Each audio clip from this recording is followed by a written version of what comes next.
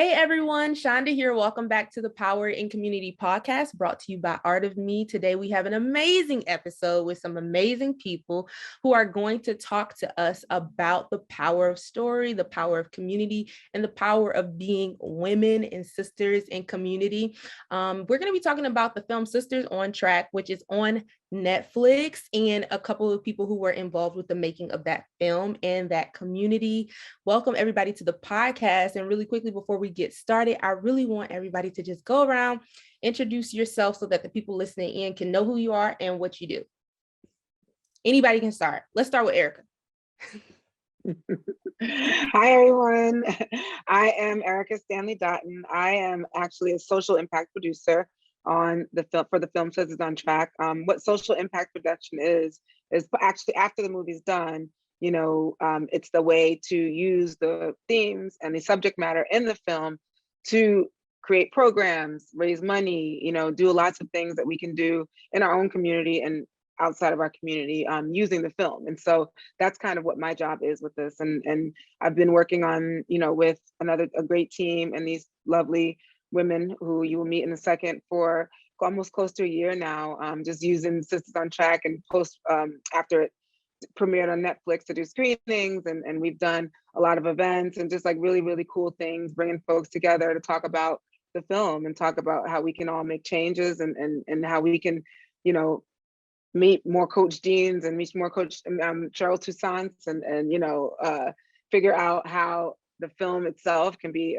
impetus for change. So that's my role.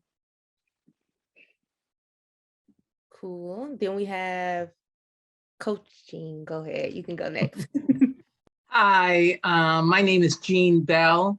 I'm the head coach of Jeunesse Track Club, which is an all-girls track club in Brooklyn, New York. I'm obviously in the film Sisters on Track, which followed my team for about 4 years and culminated in the film on Netflix. I'm also an attorney and an administrative law judge. And I just, have been coaching the team. I started the team in 1985 and have been coaching ever since.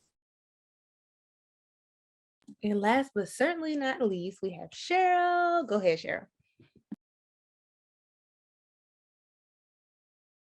Oh, she's muted. Go ahead, unmute Cheryl.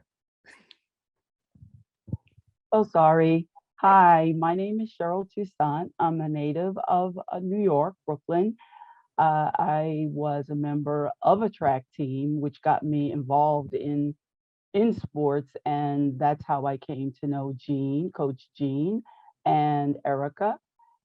We all competed for a team out of Brooklyn called the Adams Track Club. And we were all involved in a program, the Colgate Womens Games, for which I'm the meet director of. And the subject of the story also participated in the Colgate and still do participate in the Colgate Womens Games. So that's our connection. I'm a graduate of New York University. I was also a member of the 1972 Olympic team that competed in Munich, where I won a silver medal there. And my life's work outside of sports and the Colgate Women's Games is that I was an entrepreneur for some 20 odd years. I founded Tous Running Apparel, which was a brand of racing apparel that was custom designed for track and field athletes, starting out with women, of course, first, and then for all athletes that we marketed and sold across the country to teams and schools there. So I've been involved in track in a whole bunch of different ways. Miss Cheryl, do you got some leggings left? Because I could use some leggings. Actually, I don't do it anymore. I'm totally immersed in my work with the Colgate Women's Games, but I can point you in the right direction. I appreciate that. I'll get the details after the podcast. Okay. We all want the Tous archives. Where are the Tous archives, Cheryl? Yeah, I know. It was fun. Yeah, we all need a pair of leggings or something.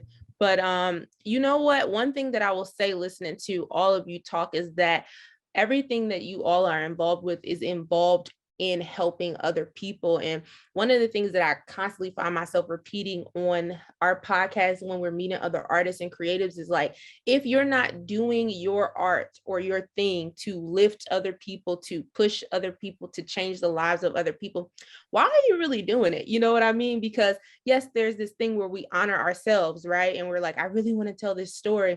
But when we aren't telling stories that don't make differences, when we aren't telling stories that don't bring change and don't push for different perspectives and stuff, I don't know. Are we really artists? Are we really using our voices in responsible ways? And so to listen to you all and see how many roles you all play in different things, you are on the right podcast, because that's what we talk about here.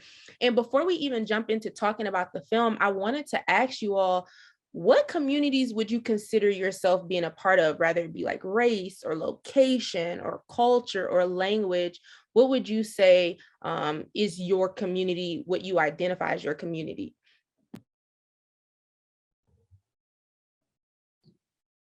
Well, for me, I identify as being part of a global sports community. And I say that because once you're an athlete, you kind of connect on a very on a very high level with any athlete in any sport. And I try to look at myself as being a part of the greater sports community, because sports and athletes are really true ambassadors in so many ways. Because when athletes actually are in the forefront and they're doing their thing, they're reflecting the sentiments of so many people who support them in their work. So we tend to be ambassadors when we step out front. Although we're individuals, we are representing our communities, we're representing our race, we're representing the people we work with, so I kind of take that high approach because I feel like it's really the life that I've lived. I can go next. I can say that's a great question. I think, and Cheryl, that what you just said is really powerful, because I think being part of the global sports community is something that has so many different legs. I think for me, as an athlete, and as a lifelong athlete, I should say, because I'm still running, still competing, doing different things, and that has sort of morphed into my life becoming this, in my career, even, being affected by just the people that I've come in contact with, and, and none of it necessarily planned, but I think being an athlete, being in sports as a child, and having the access and the mentors that I had set me up. And I'm, it's a wild thing to just now realize that, like, later in life, that all of those things that were happening along the way set me up for what I'm doing now. And it's really powerful, and really, I feel super lucky, but also like I understand now what it means to, mentor, what it means to bring people along, what it means to give back. And so I consider myself an athlete who, now is taking that and figuring out how to affect the, change with the next generation. I'm a mom, and I think of young boys, and, everything that I do is really about, what's going to happen next for them. and all kids, really.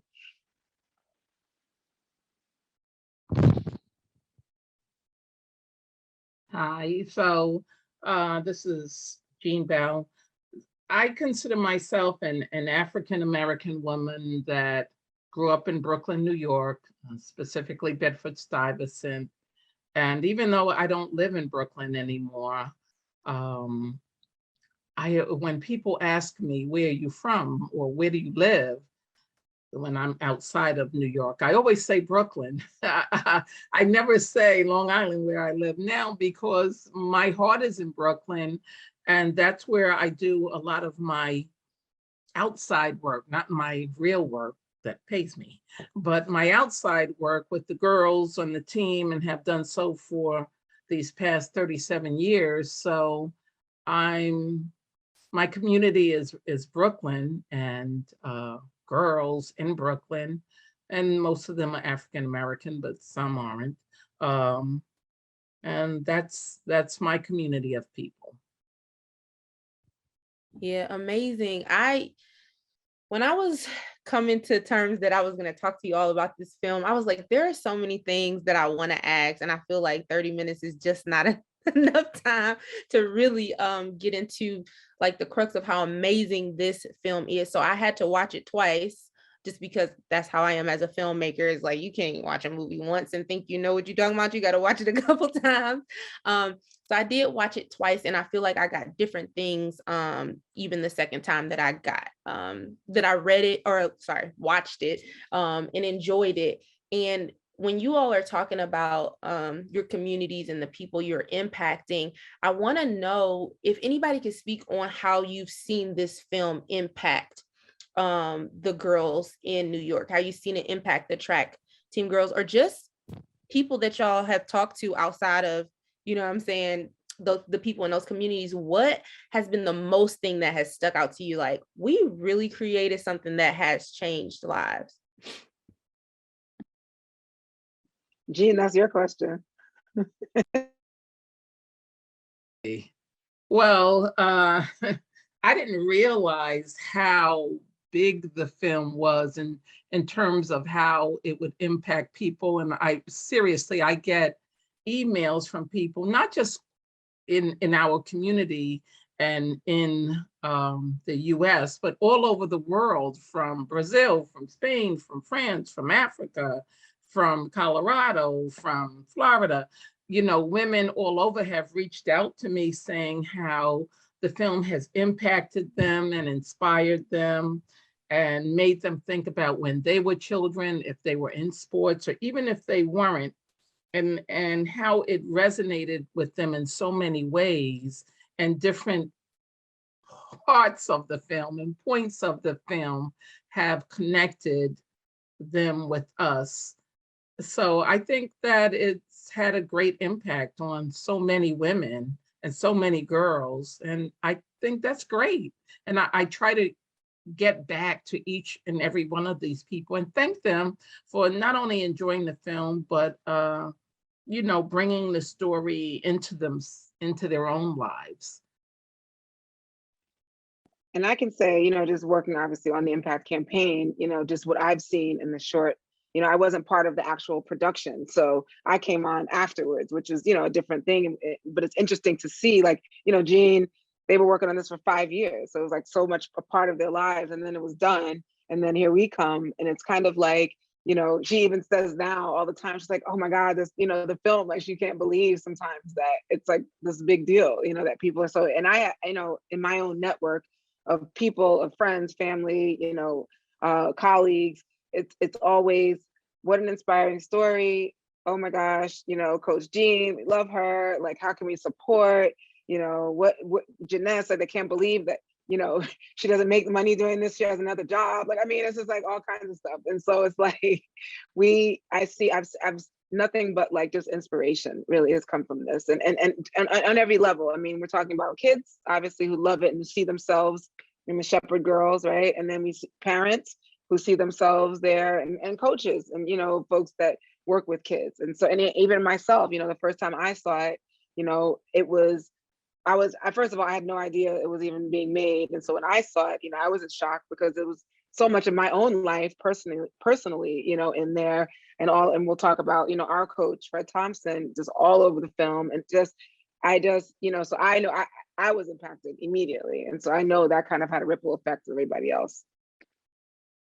Yeah. And likewise, when I watched it, it literally, every time I watch it, it brings tears to my eyes, simply because there's some part in the film that everybody can relate to personally. And, you know, to watch the transformation, if you will, of the Shepherd sisters in particular, but the entire team, and the effort on the part of the coaching staff, Jean, Carol, and all of her coaching staff. I mean, the dedication that they put into it, to actually be able to witness it, like from a film's perspective, even though I knew the story, but to be able to sit and watch it and see how it unfolded, and all of the effort that goes behind being a coach and a mentor, and how it does really have an impact.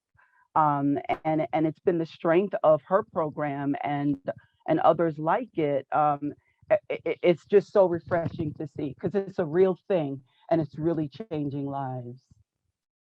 Oh my gosh. Like, y'all, when I watched this a second time, and I wrote this in my questions, I was like, I wish I had a Coach Jean. And I'm not saying that I didn't have mentors. Actually, the woman who is the executive director of Art of Me was my mentor since I was young. So I did have guiding people in my life. But when I watched this, I saw that in myself. Too, that I had people like you said, Erica, people you look back on, you like, oh snap, like had I not done this or been in these areas, would I be who I am today? Would I have the understanding of who I am today? And so I just know from watching that film that it's going to impact those girls forever. Like it definitely has become a foundational thing.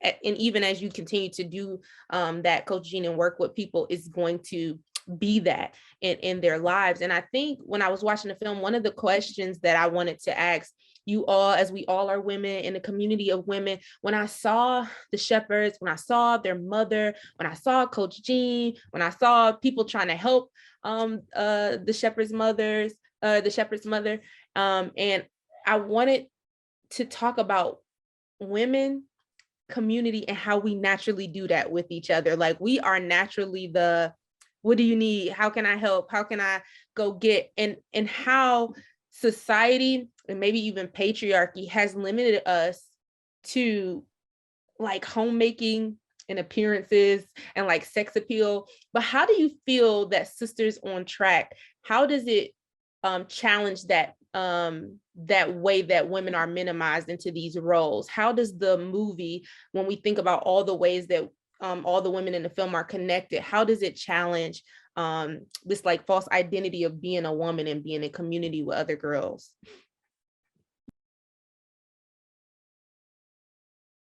Well, I feel like it shows the power that women have to uplift other women.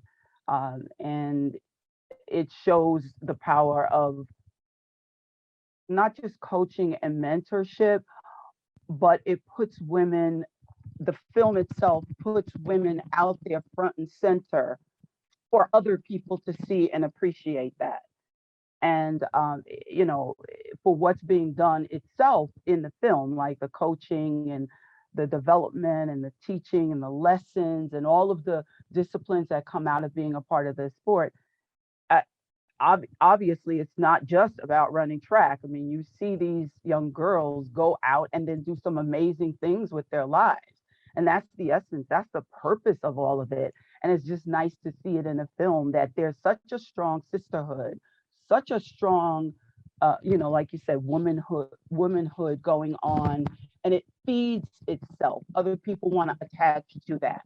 And men watch it and men see, wow, this is pretty deep.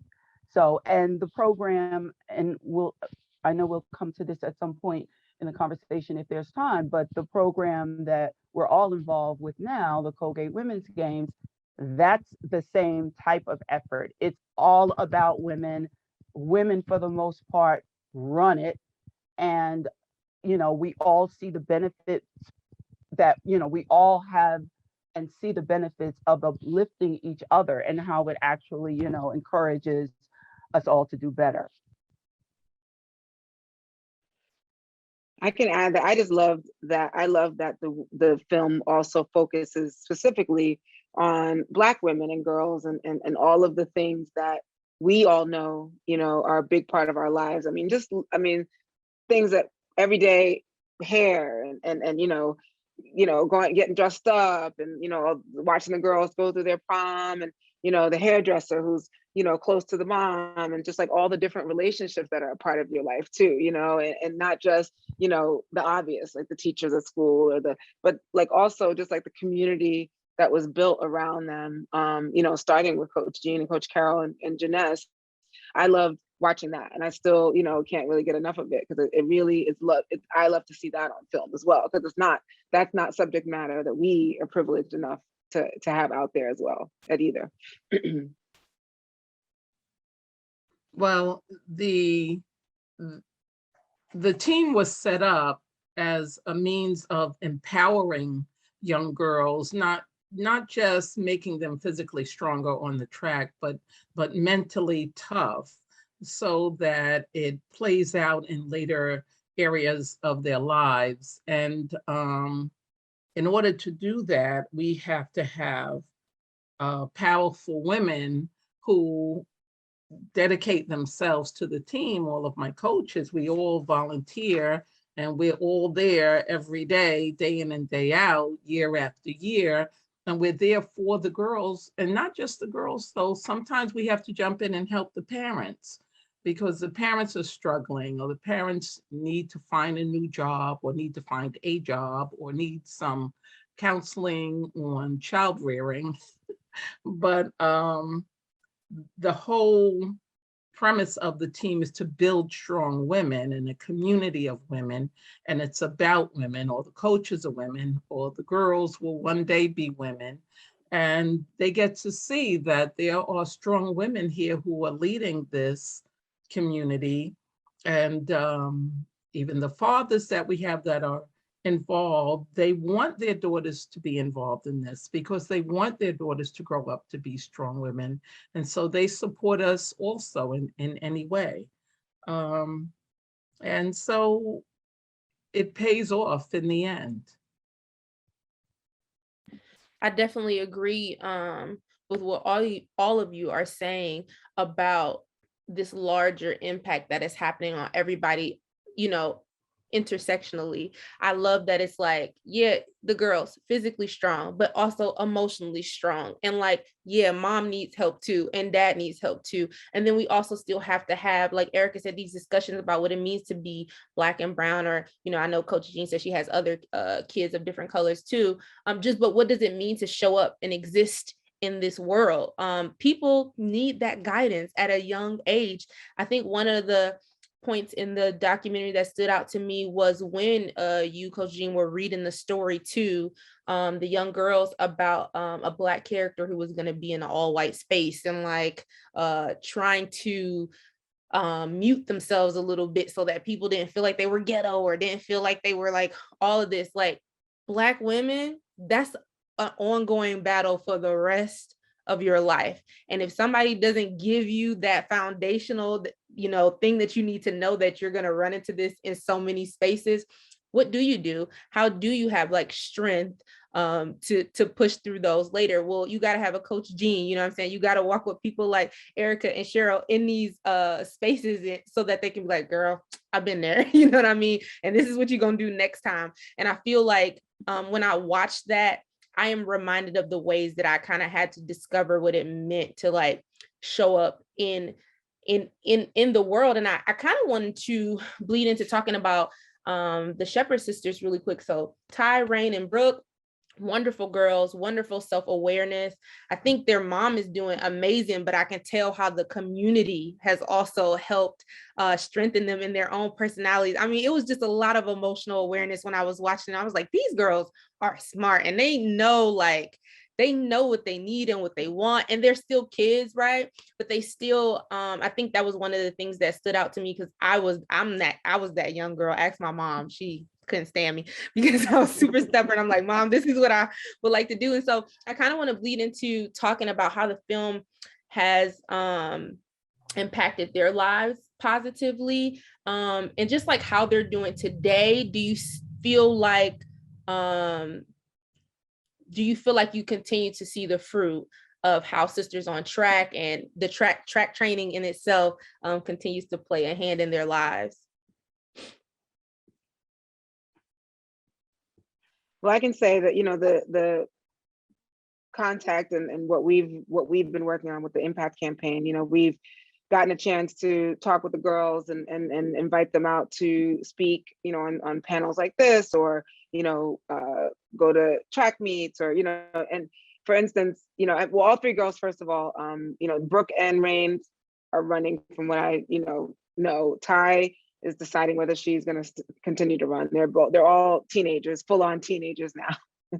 So, that already brings a whole other, element. It's funny, they told me, they watch themselves as they're babies, they're little in the film, and now they're teenagers, like full teenagers, 16, 17, I think, and 14. So Yeah, I think they having that reflection, right? Being able to see yourself then and now, I personally think is going to be the thing that even if they don't realize it now, they're going to later on be like, oh, snap, like that was an opportunity. That was, and I think they're still trying to figure that out. I mean, they're in high school, thinking about college, running, trying to just figure it all out. And you know, when I was 16, thank goodness for Fred Thompson, because I was a mess too. Well, 13 really, but by 16, I was definitely a mess. And so I think that, all the people in their lives and around them are really gonna guide them, to make some good decisions.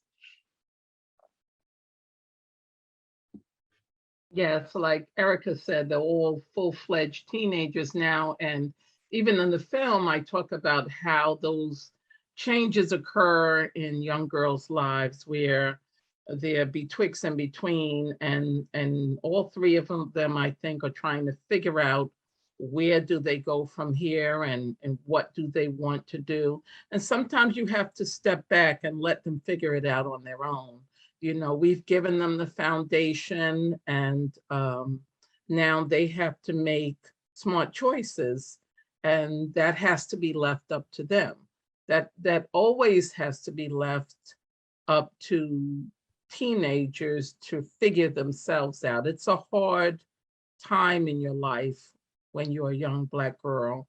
And if you have someone who is always going to be there for you, but not pushing you, not demanding of you, then you make your own choices, and it be like Ty says, it's your life, and you have to make it a good one.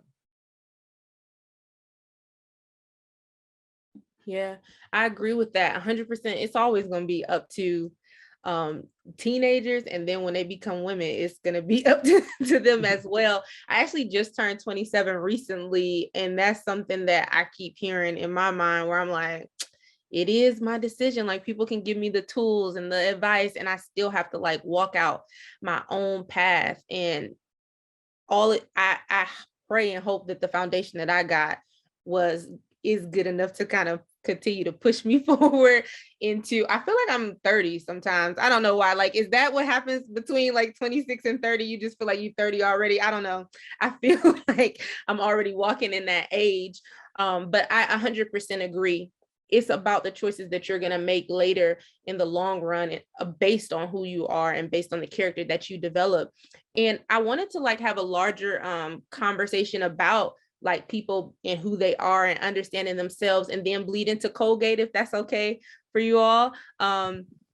When I was watching this film, what it reminded me of? It reminded me of the controversy that we see sometimes with the Olympic Games and stuff like that. And I remember one of the girls, I believe it was Rain, said that at one point that she wanted to be an Olympian. And I'm sure plenty of people that you've met, Coach Jean, wants to have that dream.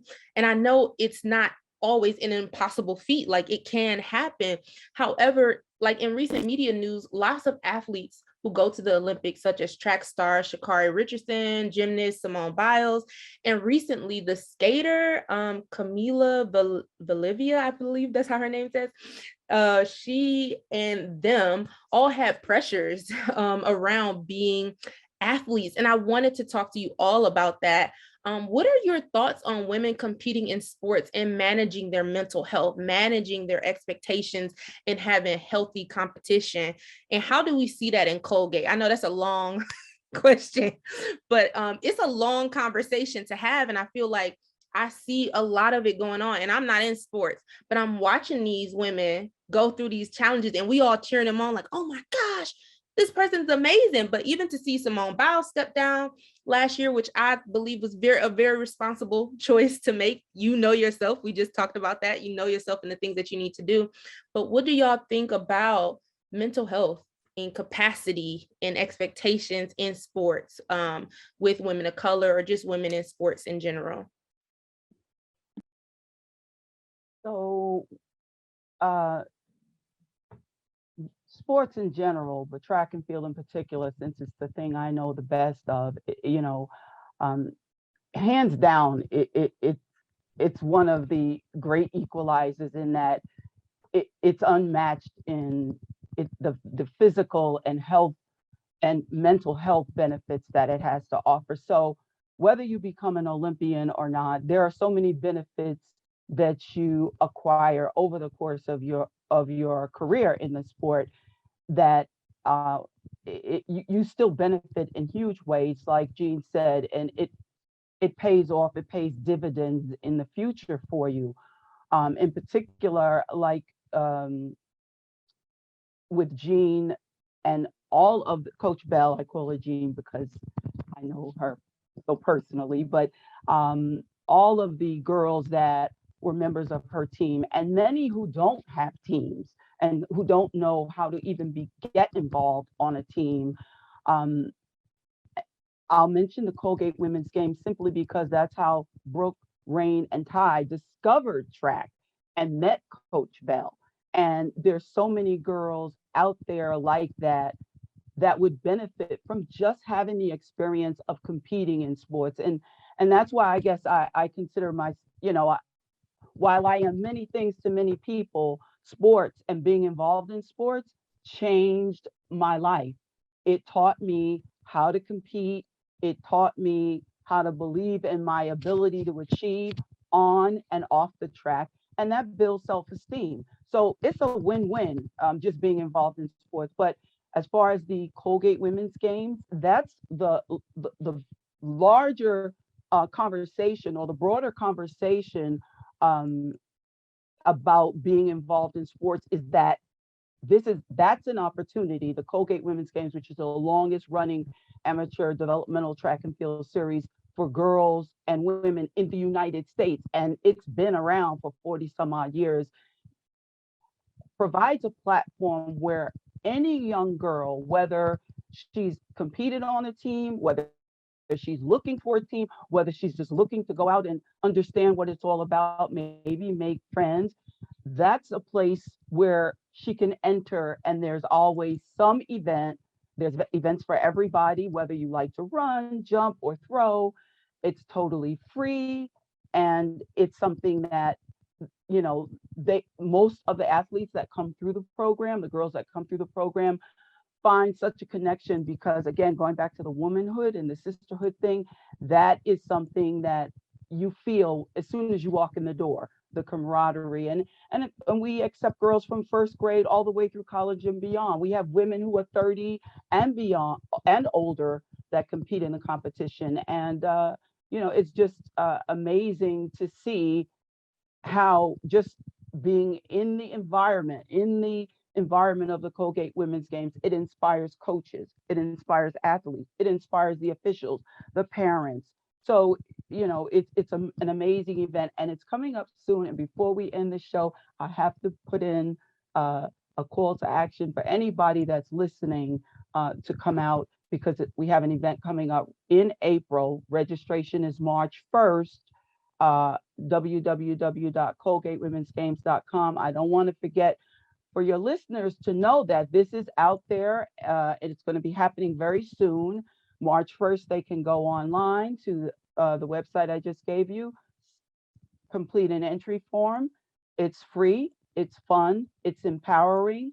And March 19th, we register the girls. That's our registration day. All this information is on the website. And on weekends in April, we have the competition, and it all takes place in New York. So I just want to make sure that your listeners know that if it's not necessarily, if there's not a team in your area or a group that you can seek out to find, the kind of programs, say like Jeunesse Track Club and what Coach Jean Bell has done for so many young ladies, you can always find a way to make the connection at the Colgate Women's Games. Y'all heard it here. Okay, Cheryl was not about to let that go past. Right.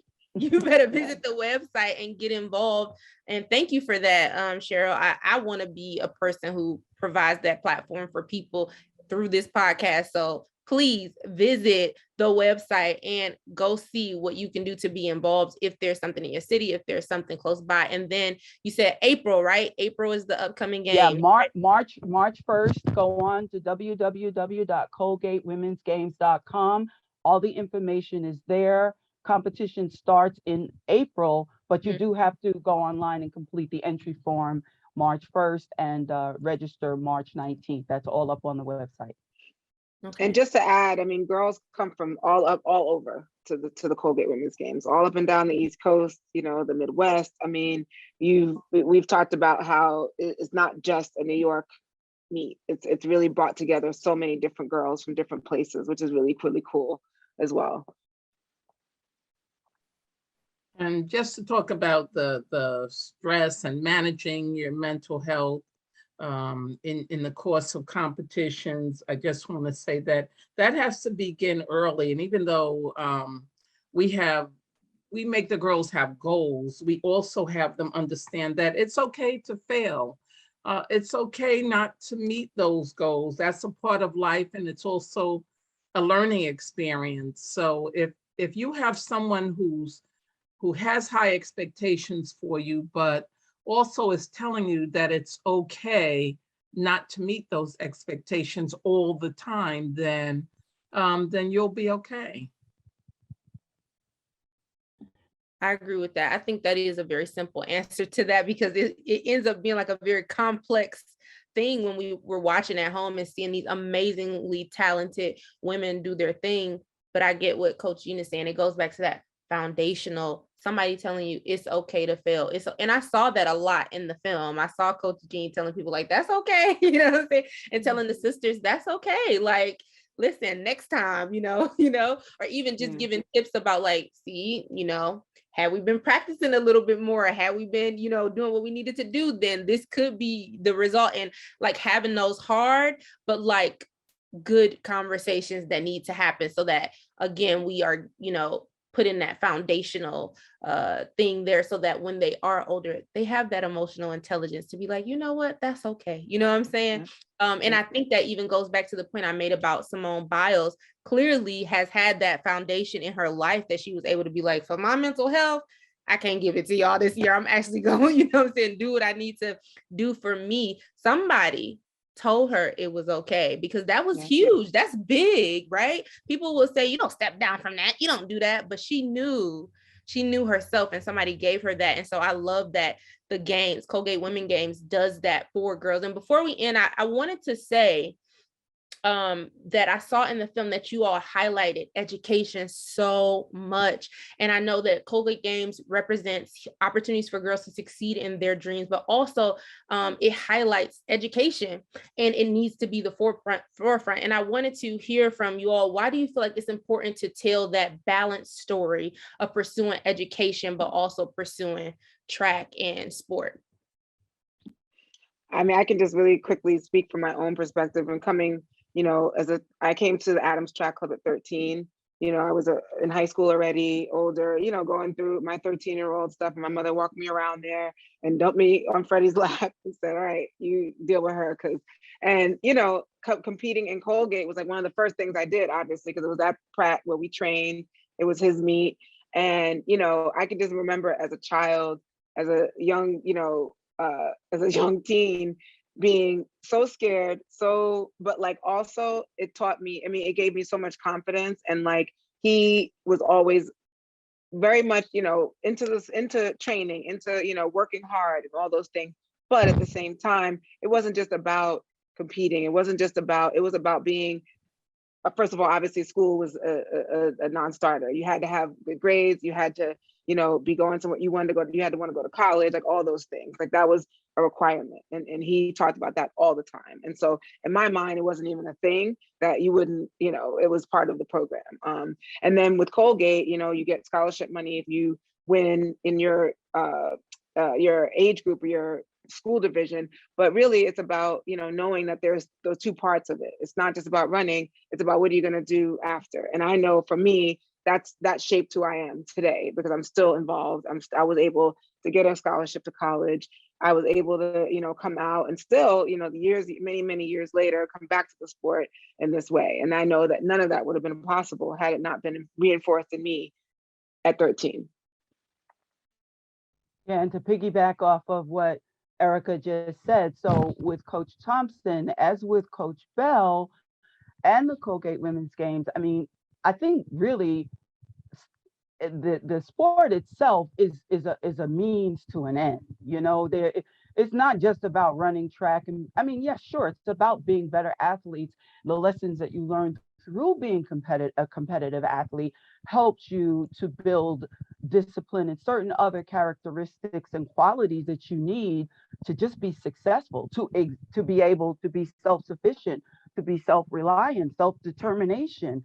So it's really like just a pathway to success and personal achievement through the pursuit of education. So I feel like they all parallel. They all run parallel, the program, simply because the running itself is a means to an end. And it teaches them how to become more competitive and better thinkers, and deal with all sorts of stresses and pressures that you will meet head on in life, and how to manage them. And like you said about Simone Biles, how to know when sometimes you have to step back from them. So, yeah. So the main goal of Jeunesse Track Club is to prepare the girls through high school to hopefully get some type of athletic scholarship and go on to college. Now, a lot of times we get girls come on the team and they're not even thinking about college. Their parents didn't go to college. They don't know anything about college, and neither do their parents. But when you're in a community of people that have that goal, then you're going to latch on, and that will become your goal too. And that's what we see happen over and over again. And really, like I say in the film, education is the key to having that successful life. Now, that's what we are there for, and that's what we try to do over and over again. Yeah, I love, at the end of the day, what I'm hearing, and just to repeat what Cheryl said, it's the pathway to success. And I even repeating what Erica said about it being a means to an end, like that is, it makes sense in the sense of like our bodies get, what I'm saying? They can't always do those amazing things that they did. And so it will end one day, and having that plan of like, what am I going to pursue? I think even one of the girls had multiple things she wanted to be later in life. And so that having that importance of like, I can do STEM and I can do track, you know what I mean? I could be an artist and a singer and I could run, you know what I mean? And I have this backup of other aspirations that I want to do. Our lives are long. We have long lives to live and kind of just continue to elevate and evolutionize who we are. And so I love that Colgate allows the girls to get this confidence in this ability to do something bigger than themselves, but then also just connects them to those other resources later in life too, so that they can be well-rounded individuals. And so that is the importance of this program. And I just want to also repeat what Ms. Cheryl said about going to www.colgatewomensgames.com and check out under the games tab, you can see the schedule that's coming up. There's a digital entry form that you can do to see if you're eligible to compete. And then it looks like from April 3rd through the 10th, they'll be hosting the meets. And so if you're a girl listening in and you think you can do something amazing and want to be a part of something amazing, this could be your thing, the Colgate's Women's Game, because it won't just stop with you learning how to run and learning how to be physically fit, but it will also connect you to these other things later in life, like education and self-identity and understanding who you are. And so I am going to wrap up the episode right here. And I just want to thank. Wait, can I just add one more thing? Sorry, the Colgate starts in the first grade, but it goes through adulthood. And so I was going to say, it's not just for little girls who just are starting out. It's for everybody. I mean, I think any woman who, is trying to figure out, or just, interested in being a part of this community. I think we all saw, I know I did, I saw a community of women from, little girls through adults who were doing amazing things. And that was normal to me, and I think that's another really, really important part of the community, of the Colgate community, outside of the games itself. Yeah, thank you for that, Erica. I don't want to limit anybody. If you are a woman, go to www.colgateswomensgames.com and be a part of the movement, because it is huge. Thank you for that, Erica, because I really do want everybody, no matter what age they are, to be able to participate in something that gives them that confidence and that joy and that understanding of who they are. And I want to thank you all for being on the Power in Community podcast. This has been a really, really enlightening conversation. Thank you, Erica. Thank you, Cheryl. Thank you, Coach Jean. Did you all have anything you wanted to talk to the audience about before we leave? Anything at all? You don't have to. You're good? Okay, everybody's good. I'm just open, sharing the mic. But this has been an amazing episode. And speaking of websites, you all, don't forget to hit up our website, www.artofme.org, and our Instagram, artofme.org, and our Facebook, Art of Me Org Productions. And then there will be a visual episode of this podcast episode on our Art of Me Productions YouTube page. I know I gave y'all a lot of information. Write it down, put it in your phone, whatever you need to do to keep up with it. And please keep up with the Colgate Women's Games and be a part of this movement for girls and women around the country. Thank you all so much for tuning into this episode. And I'll be back with more stories, more creatives, more artists, more amazing people on the next episode. Bye. Thank you. Bye.